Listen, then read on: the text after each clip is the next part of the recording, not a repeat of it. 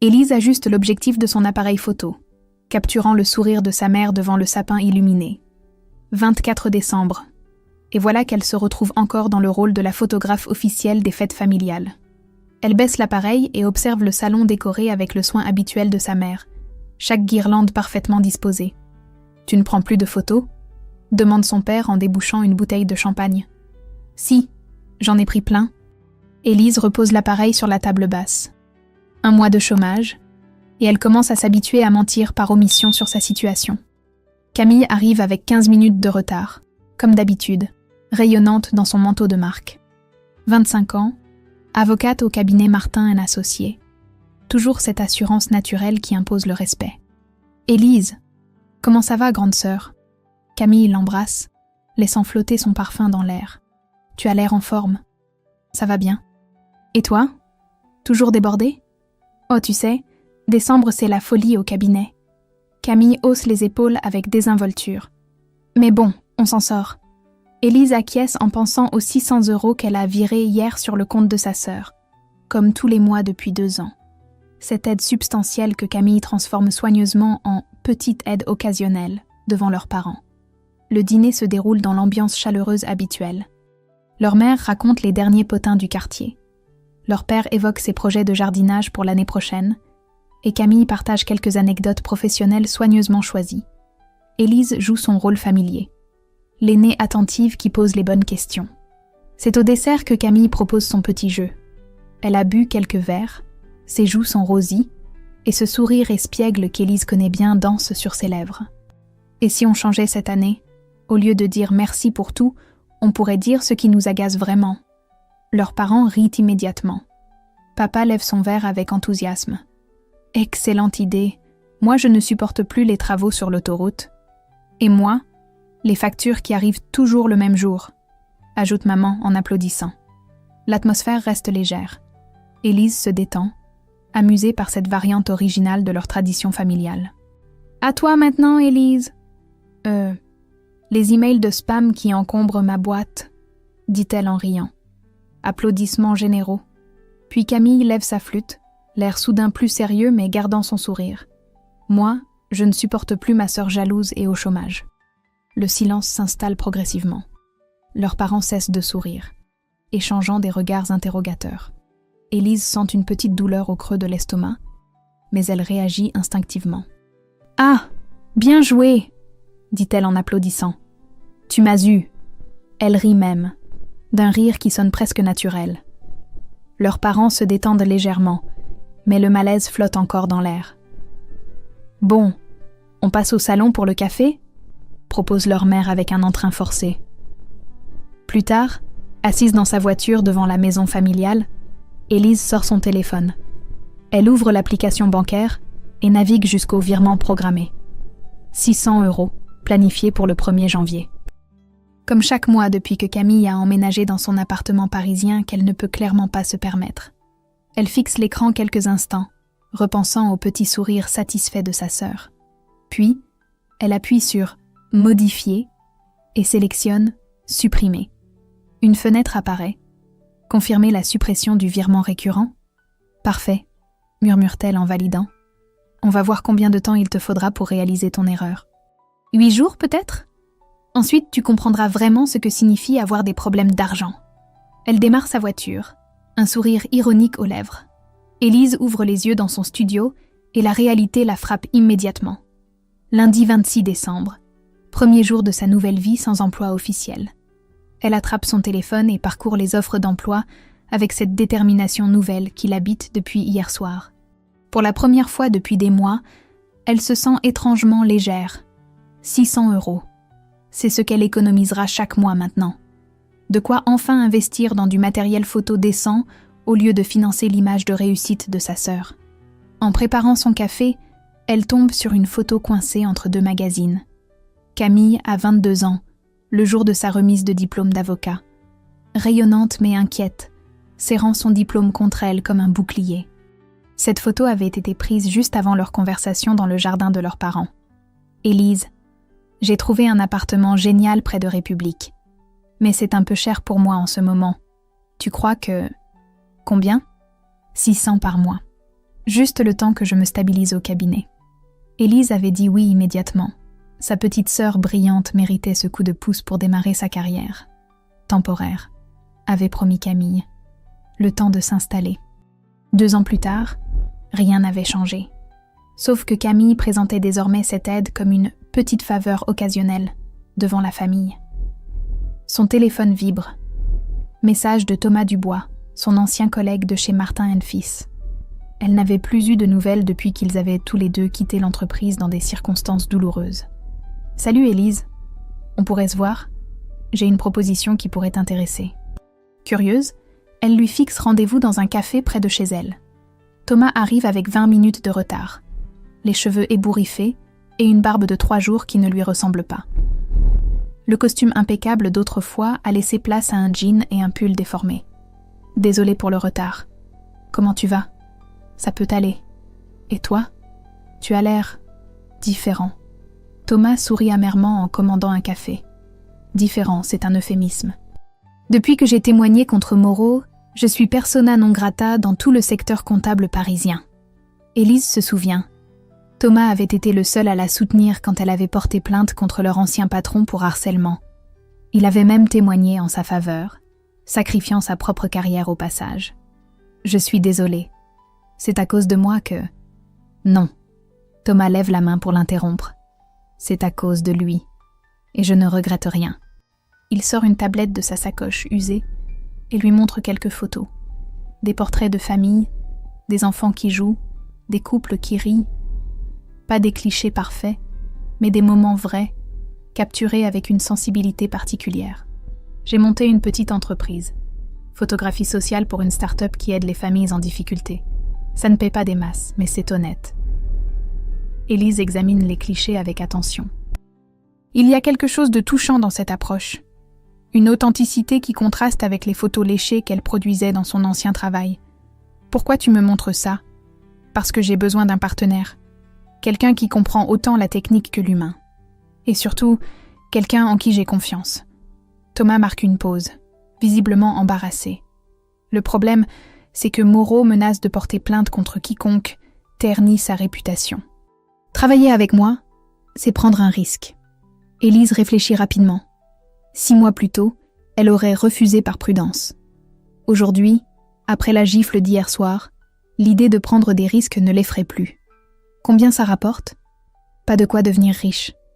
2 000 par mois, si on s'y met vraiment. À partager. 1 000 € chacun. C'est dérisoire comparé à son ancien salaire, mais c'est un début. Et surtout, c'est dans la photographie. J'ai besoin de réfléchir. Bien sûr. Prends ton temps. En rentrant chez elle, Élise calcule mentalement. Sans les 600 € mensuels pour Camille, son budget devient soudainement plus respirable. Elle pourrait même investir dans du matériel professionnel pour la première fois depuis des années. Son téléphone sonne. Camille. « Salut grande sœur, merci encore pour hier, tu m'as sauvé la vie ce mois-ci. Janvier va être serré avec les fêtes, mais bon, on s'en sort toujours. » Élise fixe l'écran sans répondre. Cette désinvolture, cette façon de transformer 600 € en petite faveur. Après le commentaire d'hier soir. « Élise, tu es là ? » ?»« Oui, je suis là. »« Ça va ? Tu as une drôle de voix. »« Tout va bien.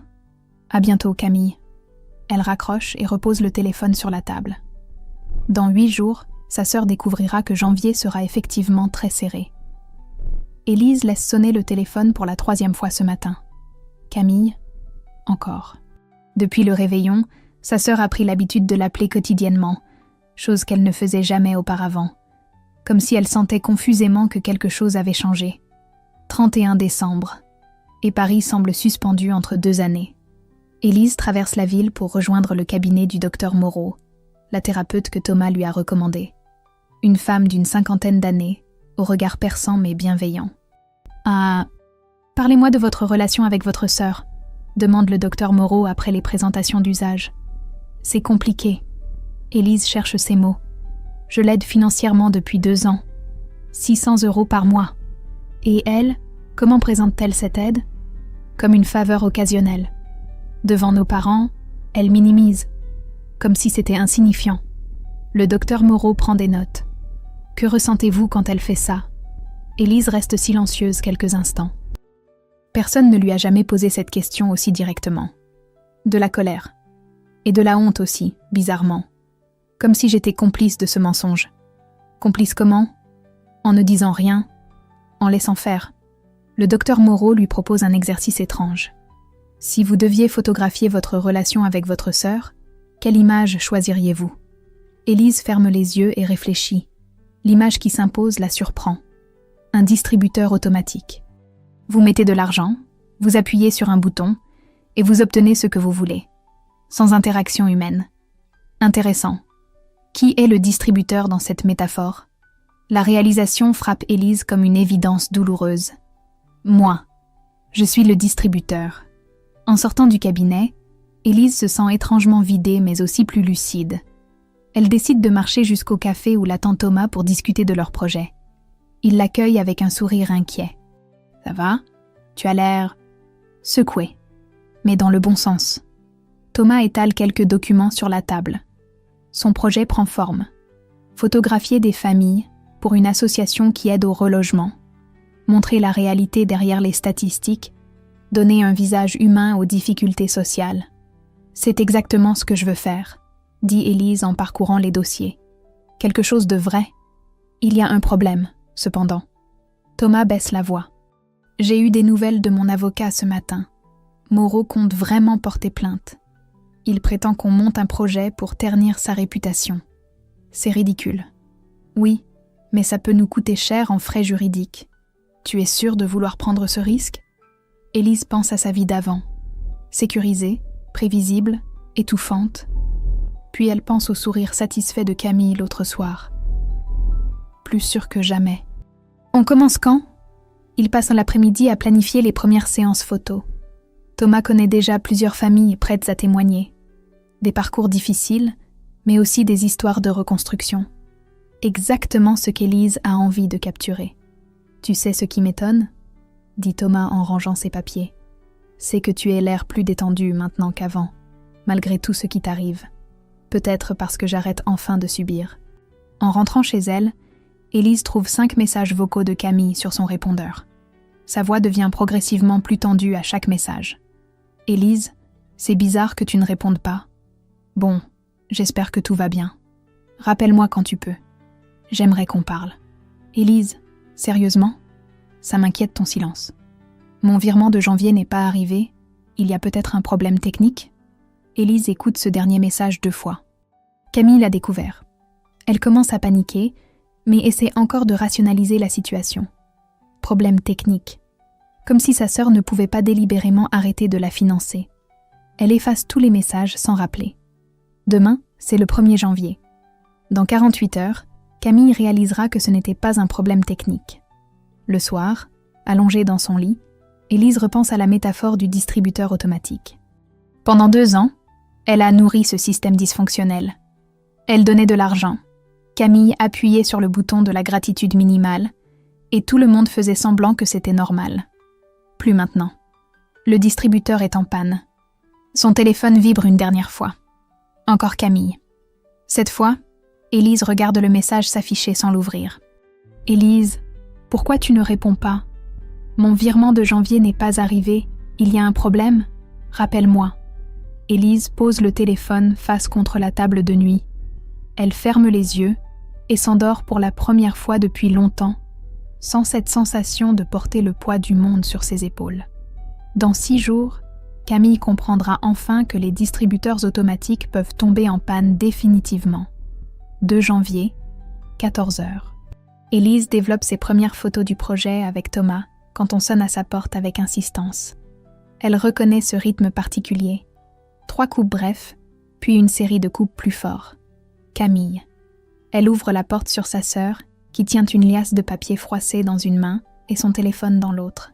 Ses cheveux habituellement impeccables sont détachés, et elle porte encore son pyjama sous son manteau. Il faut qu'on parle. Maintenant. Bonjour aussi. Entre. Camille se précipite dans le salon sans retirer ses chaussures, ce qui ne lui ressemble pas. Elle étale les documents sur la table basse. Des relevés bancaires, une facture de loyer, plusieurs rappels de paiement. « Regarde ça !» Camille pointe un doigt tremblant sur son relevé de compte. Mon virement de janvier n'est pas passé. Et quand j'ai appelé ma banque, ils m'ont dit qu'il n'y avait aucun virement programmé depuis ton compte. » Élise s'assoit tranquillement en face de sa sœur et croise les jambes. « Ah bon ? Comment ça ? Ah bon ?» Camille la fixe avec des yeux écarquillés. « Élise, j'ai des prélèvements automatiques demain. Mon propriétaire va recevoir un rejet de paiement. » Et alors ? Le « et alors » tombe comme un couperet. Camille recule légèrement, comme si elle venait de recevoir une gifle. « Comment ça, et alors ? Tu sais très bien que je compte sur cette aide. »« Ah, maintenant c'est une aide !» Élise se lève et va se servir un verre d'eau. « Dimanche soir, j'étais juste ta sœur jalouse, et au chômage. » Camille pâlit. Elle comprend enfin le lien. « Élise, j'ai dit une bêtise. J'avais bu, c'était stupide, mais rien. » Élise revient s'asseoir, parfaitement calme. « Tu as dit exactement ce que tu pensais. Après 2 ans à t'envoyer 600 € chaque mois, tu m'as appelée jalouse devant toute la famille. Ce n'est pas ce que je voulais dire. Alors dis-moi ce que tu voulais dire. » Camille ouvre la bouche, puis la referme. Ses mains tremblent légèrement quand elle ramasse ses papiers. C'était juste pour rire. Ce petit jeu idiot. Pour rire ? Élise se penche vers sa sœur. Tu trouves ça drôle de mordre la main qui te nourrit ? Arrête avec tes métaphores. Camille explose soudainement. Tu ne me nourris pas. Tu m'aides un peu, c'est différent. Un peu ? Élise sort son téléphone et affiche l'historique de ses virements. 600 € par mois pendant 24 mois. Ça fait 14 400 €, Camille. Tu appelles ça comment ? Le chiffre résonne dans le silence. Camille fixe l'écran, bouche ouverte. Je ne savais pas que tu comptais. Bien sûr que je compte. Tu crois que l'argent tombe du ciel ? Camille s'effondre dans le canapé et enfouit son visage dans ses mains. Quand elle relève la tête, ses yeux sont rouges. Élise, je ne peux pas payer mon loyer sans ton aide. J'ai organisé toute ma vie autour de ces 600 €. Mes crédits, mes abonnements, tout. Tes crédits ? Quels crédits ? Pour mes fringues, ma voiture, mes week-ends. Camille évite son regard. J'ai pris un crédit revolving en me disant que j'avais 600 € de marge chaque mois grâce à toi. Élise sent la colère monter, mais elle garde sa voix posée. Tu t'es endettée en comptant sur mon argent ? Ce n'était pas censé durer. Au début, tu as dit que c'était temporaire. Au début, toi, tu as dit que c'était temporaire. Elles se regardent en silence. 2 ans de malentendus, de non-dits, de ressentiments accumulés remontent à la surface. Tu ne peux pas faire ça maintenant, murmure Camille. Pas en janvier. Pas quand j'ai déjà tout organisé. Ah, parce que tu veux choisir le moment ? Élise se lève, sa patience à bout. Tu veux programmer ton ingratitude aussi ? Je ne suis pas ingrate. Non ? Élise attrape son manteau. Élise. Alors explique-moi pourquoi tu dis à nos parents que je t'aide de temps en temps, avec de petites sommes. Pourquoi tu me présentes comme une ratée alors que je finance ta belle vie parisienne ? Camille ne répond pas. Elle ramasse ses papiers en évitant le regard d'Élise. Tu es exactement comme papa, dit-elle finalement d'une voix amère. Tu donnes d'une main et tu reprends de l'autre. C'est du chantage affectif. Ces mots atteignent Élise comme un coup de poing. Elle revoit leur père, ses promesses suivies de punitions, ses cadeaux empoisonnés par les reproches. Sors de chez moi. Élise, sors. Camille se dirige vers la porte, ses documents serrés contre sa poitrine. Sur le seuil, elle se retourne une dernière fois. Tu veux savoir ce que c'est d'être jalouse ? Dit Élise avant que sa sœur puisse parler. C'est de regarder quelqu'un gaspiller ton aide, puis cracher sur la main qui la nourrit. Maintenant, tu vas découvrir ce que c'est vraiment d'avoir des problèmes d'argent. La porte claque. Élise reste immobile au milieu de son salon, le cœur battant. Elle vient peut-être de détruire sa relation avec sa sœur pour de bon. Mais pour la première fois depuis 2 ans, elle se sent libre. Élise se réveille le lendemain avec une sensation étrange. Pas de culpabilité, pas de regret. Juste une clarté qu'elle n'avait pas ressentie depuis longtemps. Elle consulte son compte bancaire. Pour la première fois en 2 ans, aucun virement n'est programmé pour ce mois. 600 € qui lui appartiennent enfin. Elle se rend directement dans un magasin de matériel photographique qu'elle n'osait fréquenter qu'en vitrine. L'objectif Canon qu'elle convoitait depuis des mois trône toujours en première place. 850 €. Avant, c'était impensable. Aujourd'hui, elle sort sa carte bleue sans hésiter. Excellent choix, commente le vendeur en emballant l'objectif. Vous êtes photographe professionnel ? Je le deviens. En sortant du magasin, Élise ressent cette euphorie particulière des nouveaux commencements. Elle appelle Thomas pour lui annoncer qu'elle accepte officiellement leur partenariat. Parfait. Sa voix déborde d'enthousiasme. J'ai déjà 3 familles qui attendent qu'on commence. On peut se voir cet après-midi. Ils se retrouvent dans un petit café de Belleville, où Thomas a ses habitudes. Il étale les dossiers sur la table avec cette excitation communicative qu'Élise reconnaît chez tous les passionnés. Regarde ça. Il lui montre la photo d'un couple avec 2 enfants. Les Moreau, relogés après un incendie. Ils ont perdu toutes leurs affaires, mais ils reconstruisent. Marie voudrait qu'on photographie leur nouvel appartement. Montrer qu'on peut recommencer. Élise examine le dossier. L'histoire la touche, mais elle y voit aussi une métaphore de sa propre situation. Et eux, elle désigne une autre photo. Famille monoparentale. Sophie élève ses 3 enfants seuls depuis que son ex-mari est parti. Elle veut montrer que les familles non traditionnelles peuvent être heureuses aussi. C'est exactement ce que je veux faire. Montrer la vérité des gens. Thomas sourit et range les dossiers. Au fait, j'ai eu des nouvelles de l'avocat. Moreau maintient sa menace, mais mon conseil pense qu'il bluffe. On a le droit de travailler. Il ne peut pas nous en empêcher. Et si ce n'est pas du bluff, alors on se défendra. Thomas la regarde droit dans les yeux. Élise, je dois te dire quelque chose. Ce projet, c'est important pour moi, mais ce n'est pas que professionnel. Élise sent son cœur s'accélérer légèrement. Qu'est-ce que tu veux dire ? Je veux dire que... Thomas cherche ses mots. Que j'ai des sentiments pour toi depuis longtemps. Mais je ne voulais pas mélanger travail et vie privée après ce qu'on a vécu avec Moreau. Cette déclaration arrive au pire moment et au meilleur moment à la fois. Élise vient de se libérer d'une relation toxique avec sa sœur. Elle n'est pas sûre d'être prête pour une autre complication émotionnelle. Thomas, je ne te demande rien maintenant. Je voulais juste être honnête.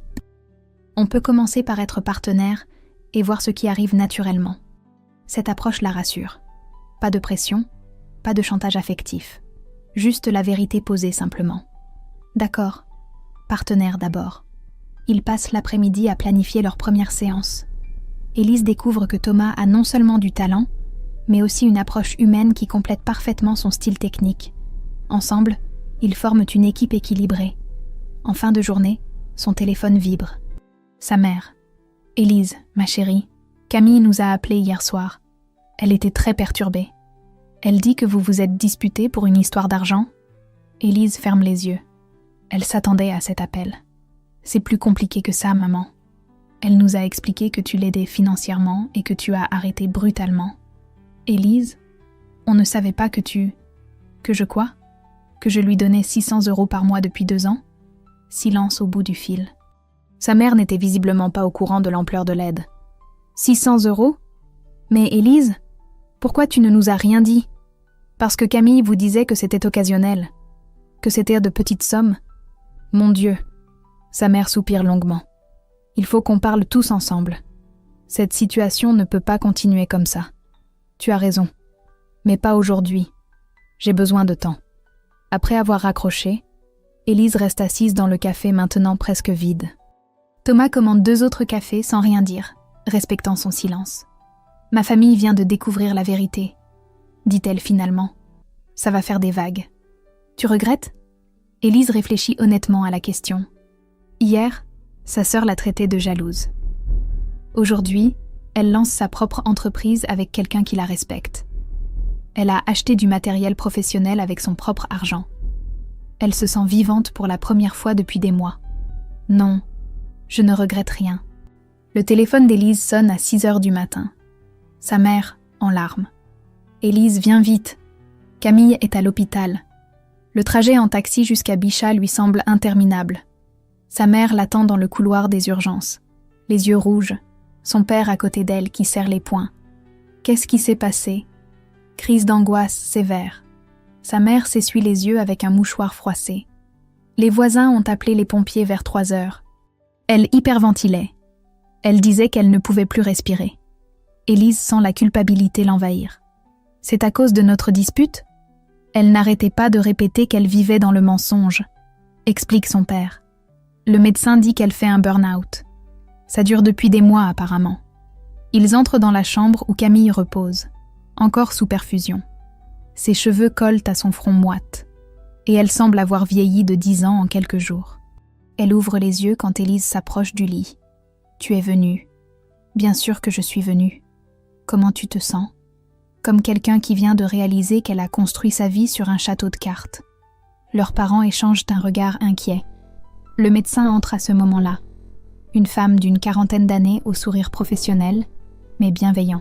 « Docteur Lemaire, vous êtes la famille ?» Elle consulte son dossier. Mademoiselle Martin présente tous les symptômes d'un épuisement professionnel, doublé d'une crise d'anxiété aiguë. Elle va mieux, mais elle a besoin de repos et de soutien psychologique. Docteur, Camille se redresse péniblement. Je peux leur parler maintenant ? Si vous vous en sentez la force. Mais évitez les sujets trop émotionnels pour l'instant. Une fois le médecin parti, un silence pesant s'installe. Camille regarde ses mains, puis relève les yeux vers ses parents. Il faut que je vous dise la vérité. Surtout. Elle commence par révéler l'ampleur de l'aide d'Élise. Leurs parents découvrent avec stupéfaction les 14 400 € versés en 2 ans. « Pourquoi tu ne nous as rien dit ?» demande leur mère. « Parce que j'avais honte. » Camille évite leur regard. « J'étais censée être la brillante avocate qui réussit. Comment je pouvais avouer que je n'arrivais même pas à payer mon loyer ? Mais enfin, Camille, on aurait compris, » s'exclame leur père. « On t'aurait aidé. Comme vous m'avez aidé toute ma vie ?» Camille sourit amèrement. « Maman, tu te souviens quand j'ai eu mon diplôme ? Tu as dit à tous les voisins que j'étais avocate dans un grand cabinet parisien. Tu étais si fière. » Leur mère baisse la tête. « J'étais fière, oui. Mais... Et toi, papa ? Tu racontais que je gagnais bien ma vie, que je m'étais trouvé un bel appartement près de République. Vous étiez tellement heureux que je réussisse, mieux que tous vos amis. » Élise observe cette révélation familiale avec un mélange de tristesse et de soulagement. Elle commence à comprendre la pression que subissait sa sœur. Alors quand Élise m'a proposé son aide, j'ai sauté sur l'occasion. Et quand ça a duré, j'ai préféré mentir à tout le monde plutôt que d'avouer ma dépendance. Tu nous as menti à nous aussi, dit doucement Élise. Comment ça ? Tu nous as fait croire que c'était temporaire, que tu allais vite t'en sortir seule. Camille ferme les yeux. Au début, j'y croyais vraiment. Puis les mois ont passé, mes dépenses ont augmenté et j'ai eu peur de perdre cette sécurité. Alors tu as organisé ta vie autour de mon argent, constate Élise sans agressivité. Oui, Camille pleure maintenant. Et le pire, c'est que j'ai fini par te détester pour ça, parce que tu me rappelais constamment ma faiblesse. Cette confession brutale résonne dans la chambre d'hôpital. Leur père se lève et marche vers la fenêtre. On a tous menti, dit-il finalement. Moi le premier. Il se retourne vers ses filles. Vous savez pourquoi j'étais si fière de la réussite de Camille ? Parce que moi, j'ai toujours eu l'impression d'échouer. Mon père avait une entreprise prospère. Mes frères sont tous ingénieurs. Moi, je suis restée petite employée toute ma vie. Papa, commence Élise. Laisse-moi finir. Quand Camille a eu son diplôme, j'ai enfin eu quelque chose à montrer. Ma fille avocate. Alors j'ai préféré ne pas poser de questions sur son train de vie. Et toi, Élise, tu as préféré aider en secret plutôt que de révéler les difficultés de ta sœur. On a tous protégé le mensonge. Leur mère prend la parole pour la première fois depuis longtemps. Et moi, j'ai fermé les yeux parce que c'était plus simple. Quand Camille parlait de son aide occasionnelle, je me doutais que c'était plus important. Mais je ne voulais pas savoir. Camille tend la main vers Élise. Je suis désolée. Pour le réveillon, pour les mensonges, pour tout. Tu as raison. J'ai mordu la main qui me nourrissait. Élise prend la main de sa sœur. Elle est froide et tremble légèrement. Moi aussi, je suis désolée. J'aurais dû te parler au lieu de tout arrêter d'un coup. Non, tu as bien fait. Il fallait que ça explose. Camille sourit faiblement. Je ne veux plus mentir. À personne. Même si ça fait mal. 3 jours plus tard, Camille sort de l'hôpital avec une prescription de repos et l'adresse d'un psychologue. Élise l'accompagne dans sa recherche d'un nouveau logement, exercice douloureux mais nécessaire. « Regardez, ce studio fait 32 mètres carrés pour 650 €. annonce l'agent immobilier avec un enthousiasme forcé. C'est très bien situé, métro à 2 minutes. Camille visite l'appartement en silence. Après son 2 pièces près de République avec parquet ancien et poutres apparentes, ce studio ressemble à une cellule. Mais les chiffres sont clairs. Avec son salaire réel, c'est ce qu'elle peut se permettre. « Je le prends », dit-elle simplement. L'agent immobilier masque mal sa surprise devant cette décision si rapide. Une fois les papiers signés, elle s'assoit dans un café en face de l'agence. Camille fixe le contrat de location posé devant elle. 650 €, charges comprises. Exactement ce que tu me donnais chaque mois. Au moins, maintenant tu sais où va chaque euro. C'est ça qui est bizarre. Camille relève la tête. Je me sens soulagée. Pour la première fois depuis 2 ans, je sais exactement ce que tout coûte. Élise sourit. Elle reconnaît cette sensation de clarté qu'elle ressent depuis qu'elle a arrêté les virements. J'ai calculé mes dettes hier, poursuit Camille. Avec les pénalités de rupture de bail et le crédit revolving, j'en ai pour 18 mois de remboursement. Mais c'est gérable si j'arrête de vivre au-dessus de mes moyens. Tu veux que je t'aide à faire un budget ? Tu ferais ça ? Après tout ce que... Camille. Élise pose sa main sur celle de sa sœur. On peut s'entraider autrement qu'avec de l'argent. Elle passe l'après-midi suivant chez Élise, ordinateur portable ouvert, à éplucher les finances de Camille. Élise découvre une sœur qu'elle ne connaissait pas. Rigoureuse, intelligente, capable d'analyser froidement sa situation. Si je supprime les restaurants, les vêtements non essentiels et les week-ends, j'économise 400 € par mois, calcule Camille.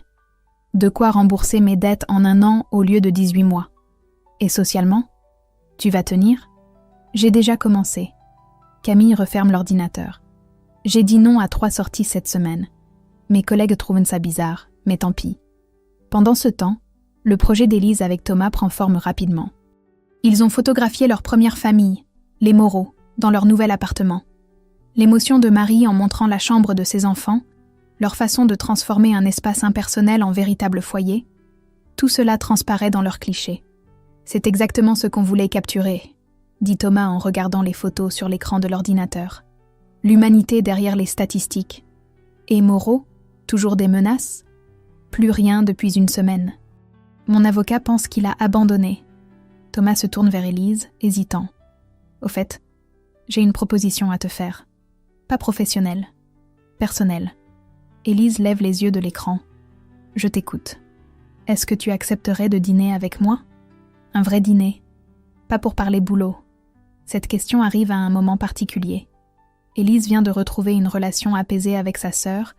Elle se reconstruit professionnellement. Elle se sent enfin prête à explorer autre chose. Oui, mais à une condition. Laquelle ? On partage l'addition. Équitablement. Je ne veux plus jamais être dans un rapport de dépendance avec qui que ce soit. Thomas sourit. Marché conclu. Le week-end suivant, Élise aide Camille à déménager. Ses parents viennent aussi, découvrant avec stupéfaction à quel point l'ancien appartement était au-dessus des moyens de leur fille. 2 000 € par mois pour un 2 pièces, s'exclame leur père. Mais enfin, Camille, comment tu as pu penser que c'était raisonnable ? Parce que tous mes collègues habitent dans ce quartier, parce qu'il fallait que je donne l'image de quelqu'un qui réussit. Et maintenant ? Demande leur mère en regardant autour d'elle dans le nouveau studio. Camille pose la dernière caisse sur le sol et sourit. Maintenant, je dors sans me demander comment je vais finir le mois. Le soir, une fois leurs parents repartis, les 2 sœurs s'assoient par terre au milieu des cartons, partageant une pizza bon marché. « Tu sais ce qui a vraiment changé ?» dit Camille en mordant dans sa part. « C'est que j'arrête d'avoir honte. Honte d'avoir besoin d'aide. Honte de gagner moins que mes collègues. Honte de ne pas être parfaite. Et moi, j'arrête de me sentir coupable de dire non, de poser mes limites. » Elles trinquent avec leur canette de soda. À nos nouveaux équilibres. 15 jours plus tard, Élise reçoit sa première facture en tant que photographe indépendante. 800 € pour la séance avec les Moreau, plus les frais de déplacement. Un montant modeste comparé à son ancien salaire, mais qui représente quelque chose de nouveau. L'argent qu'elle gagne avec sa passion. Thomas et elle se sont installés dans une routine de travail productive. 3 familles photographiées. Un petit reportage pour une association locale, et maintenant une commande pour une campagne sur l'habitat social. Leur approche humaine fait déjà parler d'elle dans le milieu. « Regarde ça », dit Thomas en lui montrant un email. « L'association Logement Solidaire veut qu'on fasse leur rapport annuel. 15 familles à photographier, 3 000 €. Élise calcule rapidement. 1 500 € chacun, plus leurs autres projets en cours. Elle commence à entrevoir la possibilité de vivre décemment de la photographie. Son téléphone sonne. Camille. « Salut grande sœur, tu as 5 minutes ? J'ai quelque chose à te proposer. » Elle se retrouve dans un café près du nouveau studio de Camille. Sa sœur a l'air reposée, plus sereine qu'elle ne l'a vue depuis longtemps. « J'ai parlé avec mon chef de service hier. Je lui ai expliqué ma situation, mon burn-out, tout. Et il m'a proposé un temps partiel thérapeutique. 4 jours par semaine au lieu de 5, avec un salaire ajusté en proportion. Ça me ferait perdre 400 € par mois, mais j'aurais du temps pour respirer. » Élise observe sa sœur. Il y a quelque chose de différent chez Camille, une tranquillité qu'elle ne lui connaissait pas. « Tu vas accepter ? » ?»« J'ai déjà accepté. » Camille sourit. « Et j'ai autre chose à te dire.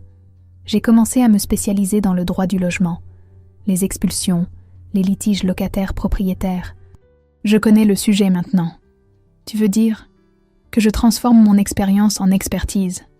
Les gens qui vivent ce que j'ai vécu ont besoin d'aide juridique. Et moi, j'ai besoin de donner un sens à ce que j'ai traversé. » Cette révélation touche Élise plus qu'elle ne s'y attendait. Sa sœur trouve sa voie à travers ses difficultés, exactement comme elle le fait avec la photographie. Il y a encore quelque chose. Camille sort une enveloppe de son sac. « Je voudrais commencer à te rembourser. » « Camille, ce n'est pas... » « Si, c'est nécessaire. » Camille pose l'enveloppe sur la table. « 100 €. C'est ce que je peux mettre de côté chaque mois maintenant. À ce rythme, j'en aurai pour 12 ans. Mais c'est un début. » Élise regarde l'enveloppe sans la prendre. « Tu n'es pas obligée. Je ne le fais pas par obligation. Je le fais par respect. Pour toi et pour moi aussi. Cette distinction change tout. » Élise prend l'enveloppe et la glisse dans son sac. « D'accord, mais à une condition. Si jamais tu as un vrai problème, une urgence, tu m'en parles.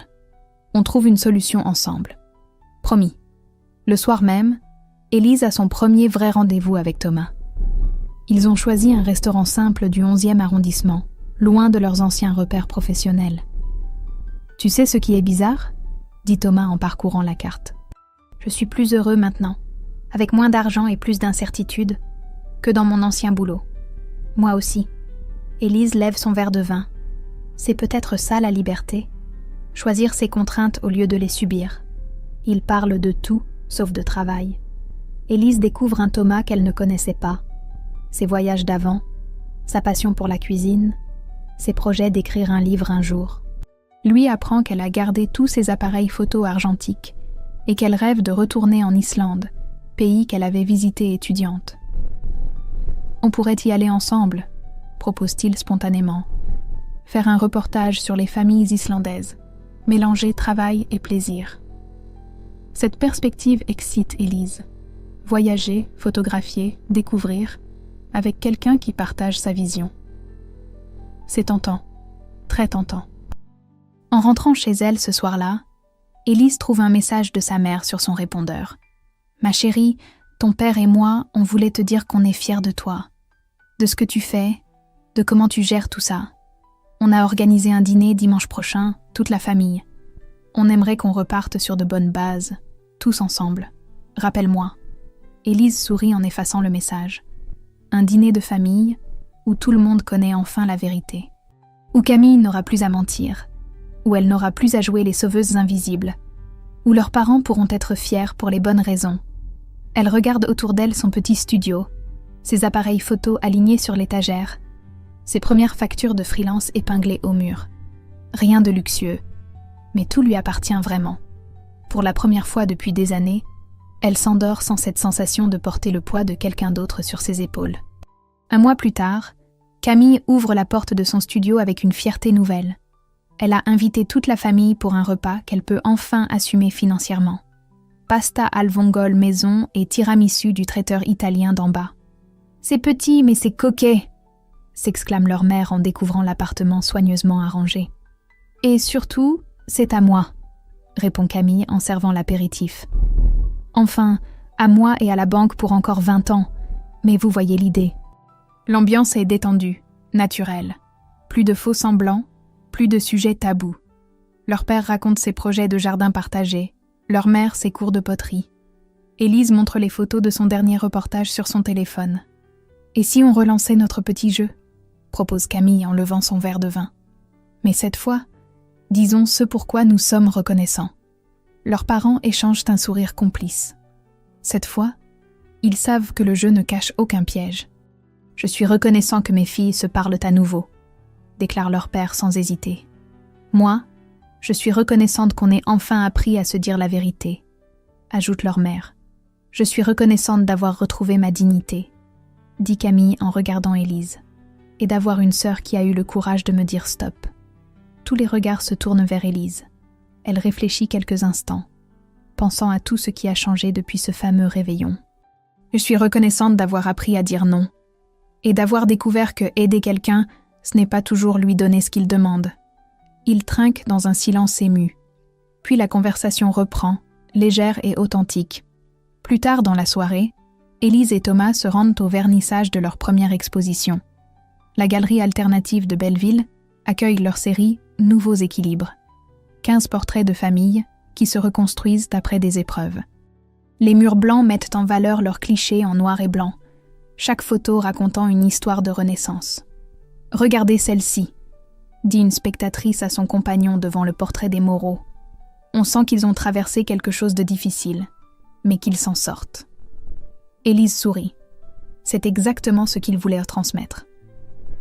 Au centre de l'exposition trône une série particulière. Avant-après. D'un côté, l'ancien appartement de Camille, photographié la veille du déménagement. Spacieux, élégant, mais vide d'émotion. De l'autre, son studio actuel, exigu mais vivant, chaque objet choisi et assumé. « C'est votre sœur ?»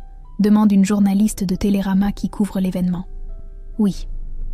Elle a accepté de témoigner pour le projet. Et maintenant ? Maintenant, elle aide d'autres gens qui vivent la même chose qu'elle. Elle est devenue avocate spécialisée dans le droit au logement. Camille arrive justement, accompagnée d'une femme d'une quarantaine d'années qu'Élise ne connaît pas. « Élise, je te présente Sophie. Elle était locataire chez un marchand de sommeil. Grâce aux photos de ton exposition, elle a trouvé le courage de porter plainte. Je la défends. Cette rencontre résume tout. L'art qui inspire, l'engagement qui suit, la solidarité qui se crée. Le cycle parfait de l'aide véritable. » En fin de soirée, Élise et Thomas se retrouvent seuls dans la galerie vide.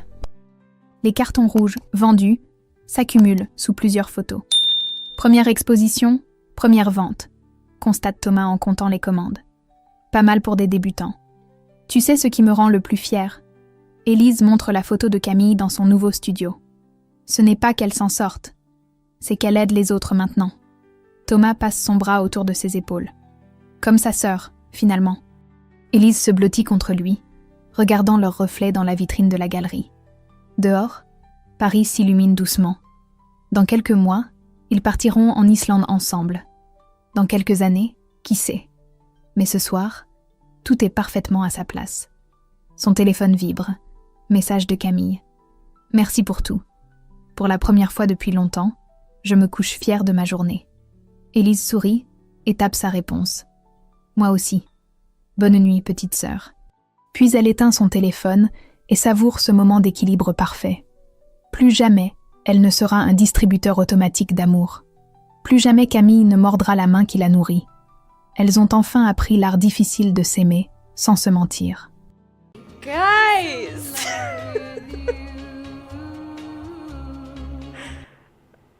Stop! I can't figure out how to add a cooldown.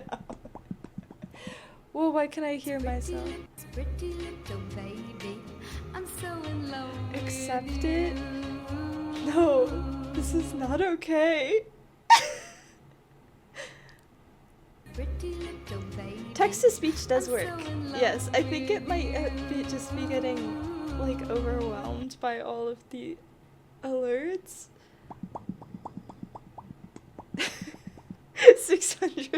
600 points left. Okay, maybe you could just get it all out. Just get rid of all the points and then we can chill. feel so silly. I literally can't find the page. Channel points. Okay. Here we go. Oh, there's a 0. Okay. I'm so sorry to everybody. We're adding a cooldown.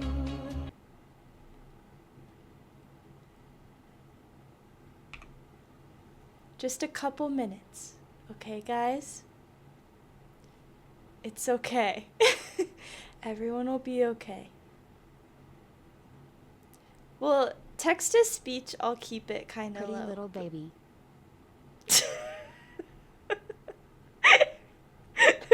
Pretty little baby. Okay. Everyone,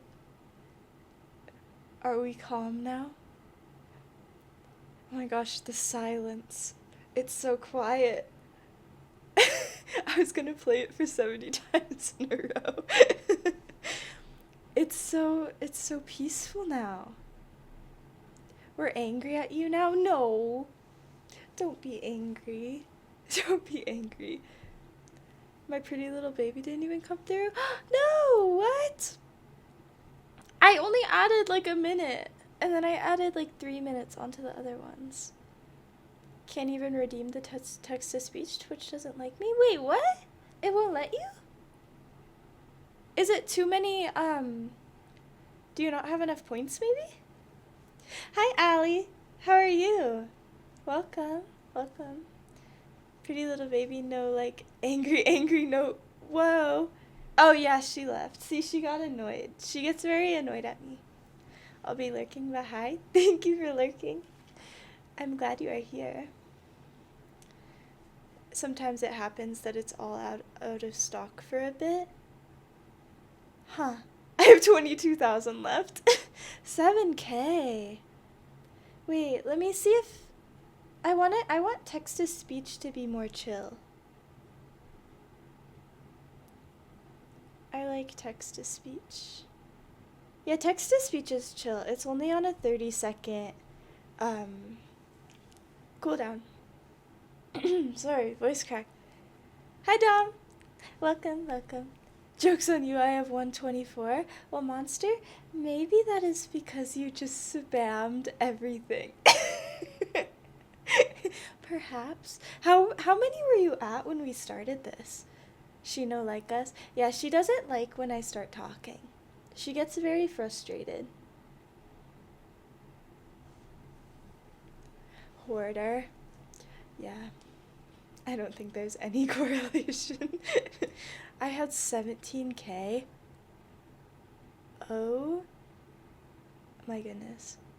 I was a lot of pretty little baby. And the way that was only like 3 redemptions too. I want to someday. I want to do like a media share. I think that would be really fun. We could do a media share.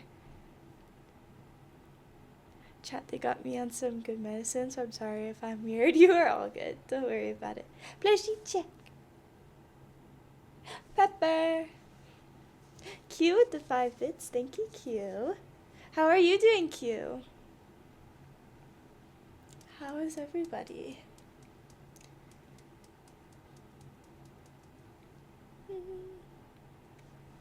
I wanna... wait. Q's doing okay. How's you? I'm glad you're okay. I'm good. Are okay? I am good. I read that funny. Yeah, take care of yourself, Nikki. Don't do anything that'll